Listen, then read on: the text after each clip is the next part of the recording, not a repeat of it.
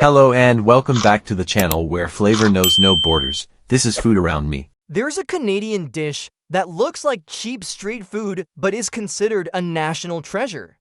And another one Americans cringe just by hearing its name. Curious? Let's find out right now.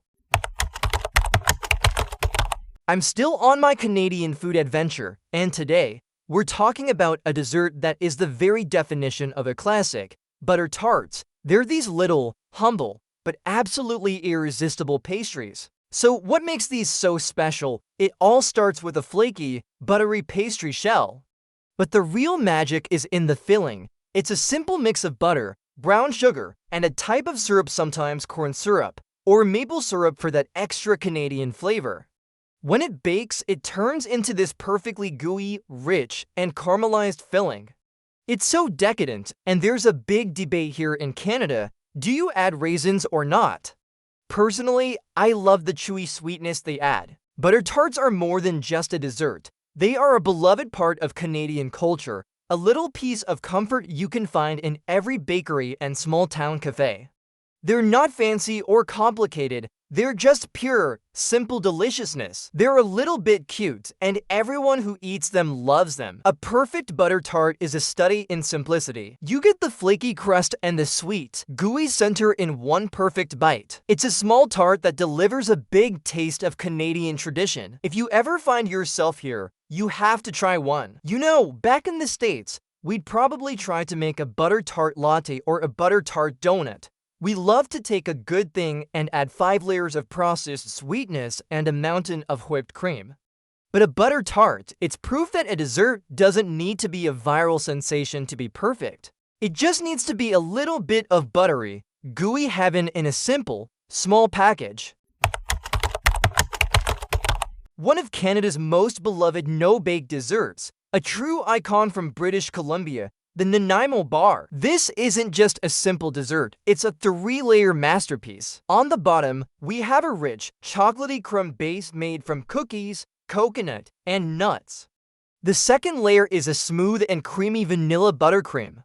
And finally, it's all topped with a perfect layer of chocolate that sets into a beautiful, snappy shell. The best part, no oven required. It's the perfect combination of textures: chewy, creamy, and crunchy all in one bite. If you love chocolate, you're going to love this. Alright, New York, I love your bagels, I really do. But let's be honest, sometimes the single quotes read ... a bit much.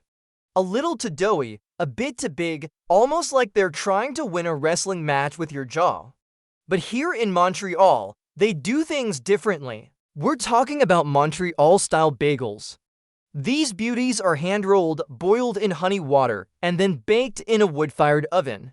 The result? A bagel that's thinner, sweeter, and has this incredible, chewy texture. It's not a bagel, it's a bagel experience. It's perfectly balanced, not trying to be a whole meal by itself. Sometimes, less really is more ... Sorry, New York. You know, I've learned something on this trip. Canadian sweets are about a quiet, classic comfort, while in America, a dish that is not just delicious, but also a direct link to Canadian history, bannock. This is a traditional bread of Indigenous peoples, a truly foundational food. Bannock is a simple flatbread made with just flour, water, and some fat. It can be baked in an oven or, traditionally, fried in a pan. The result? A bread that's wonderfully crispy and has this amazing, warm, floury aroma. It's got a great golden crust and a soft, fluffy inside. It's a testament to how incredible a few simple ingredients can be.